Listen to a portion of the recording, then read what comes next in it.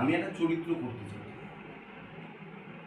তাহলে আমাকে কি করতে হবে সেই চরিত্রটা করতে? Any idea?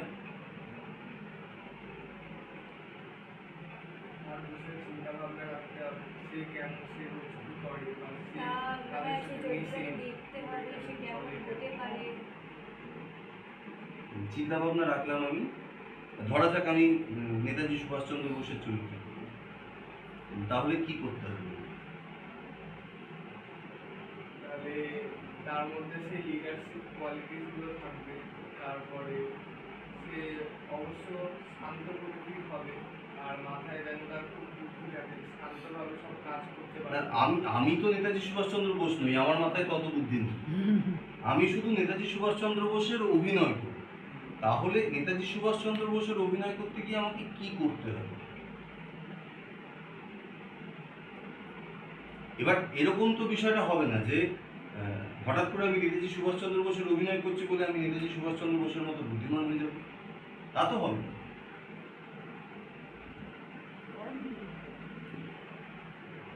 উনি একটা খুব ভালো বলেছেন। এবার মন দিয়ে কি দেখবো? মন দিয়ে কি দেখবে বাবা? গুড। আর ওদের মানে কাদের?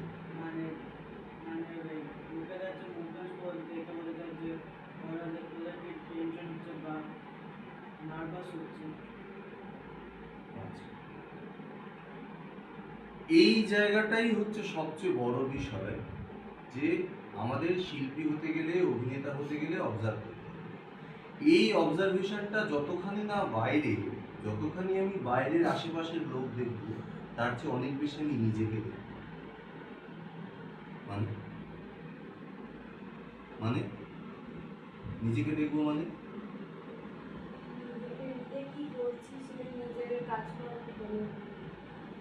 ধরা যাক বিষয়টা হচ্ছে নিজের মধ্যে দ্বৈত সত্তা তৈরি করতে।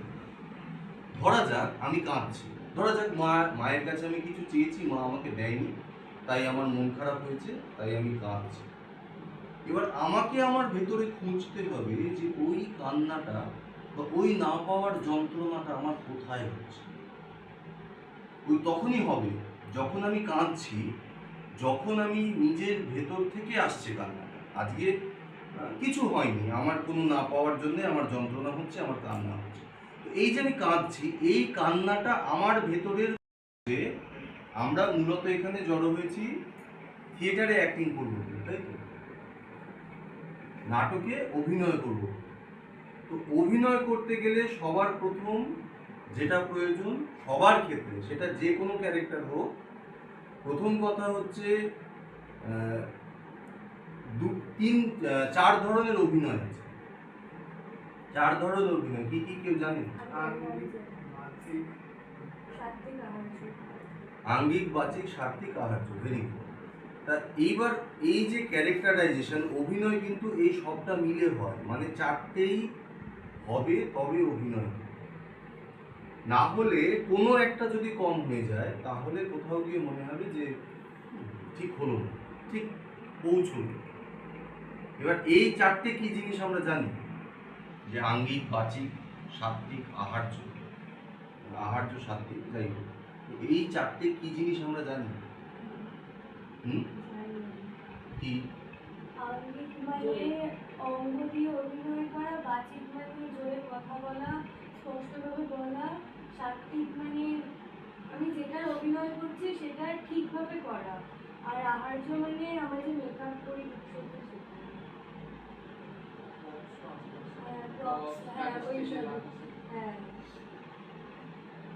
আহার মানে খাওয়া। তাহলে আহার্য মানে অভিনয় করতে গিয়ে আমরা যা কিছু খাই সবটা আহার্য, শুধু মেকআপ। ওই মঞ্চে যে সেটটা দেওয়া আছে সেটাও আহার্য। মানে ধরা যাক আমি মঞ্চে একটা রস্টান ব্যবহার করছি, তার মধ্যে সিঁড়ি আছে, তো সিঁড়ি দিয়ে উঠছি, অভিনয় করতে করতে যে আমি ওইটা উঠছি, ওইটাও আমার আহার্য।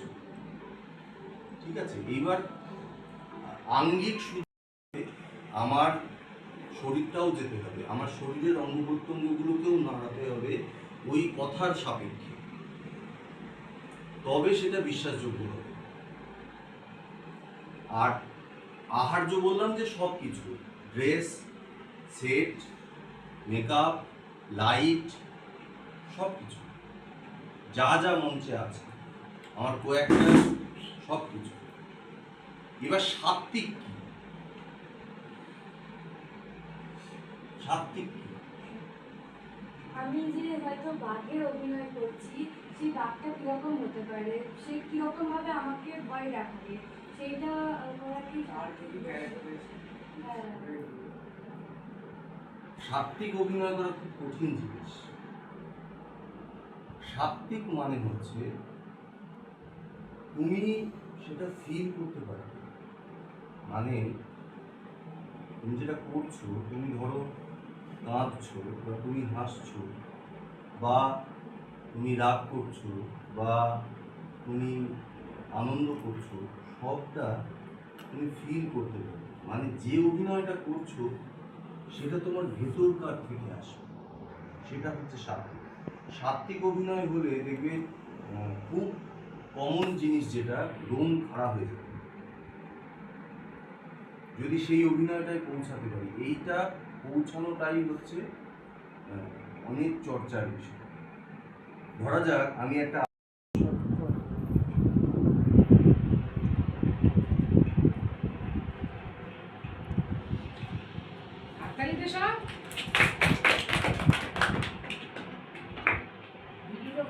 প্রার্থনা ঘোষ,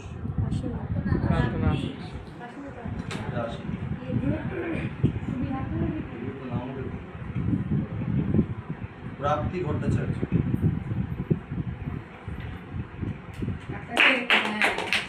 স্পেশাল হাততালি। আমন বারুই, আজকে খাওয়া দাওয়া করে আসে, হাততালি বিয়েটা কমে যাচ্ছে রে। অভ্রদীপ রায়,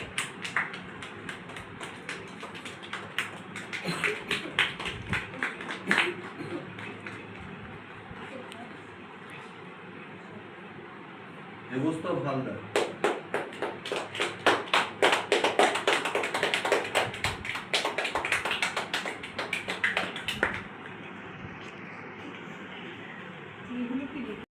এই নাট্য কর্মশালা, ছোটদের নাট্য কর্মশালা আজকের মতো সমাপ্ত হলো। কচিকাচারা অনেক কিছু শিখলো ওদের স্যারের কাছ থেকে। তো স্যারেরও এই এতক্ষণ ধরে ঘন্টা দুয়েক ধরে অনেক খাটাখাটনি হলো। কিছু নেই, এগুলো মজা। হ্যাঁ, তাই সবাইকে উৎসাহিত দেওয়ার জন্যে তো তাকে একটা কিছু সার্টিফিকেট দেওয়া অবশ্যই উচিত। তাই আমাদের সকলের প্রিয় তীর্থকে আমরা সার্টিফিকেট দিয়ে সম্বোধন করছি। কিছু বলবে? তুমি কিছু বলো। ভালো লেগেছে আমার, বিশেষ করে রঙ্গসেনাকে আমি ধন্যবাদ জানাবো যে আমার মতো একজন সামান্য মানুষকে এই ছোটদের, নান্নাসা এবং তার সঙ্গে রঙ্গসেনা, নান্নাসা আমার মতো একজন ছোট মানুষকে ছোটদের সাথে সময় কাটাতে দিয়েছে, সেটার জন্য ধন্যবাদ জানাই। এবং নান্নাসাকে আমি আরও অভিনন্দন জানাই এই ছোট ছোটদের এই ধরনের কর্মকাণ্ডে আনার জন্য। আমি তাদের অভিনন্দিত করছি, তাদের সাধুবাদ জানাচ্ছি। আমার পক্ষ থেকে আমি বলবো আমাকে যখনই প্রয়োজন হবে আমার সাধ্যমতো আমি থাকার চেষ্টা করব।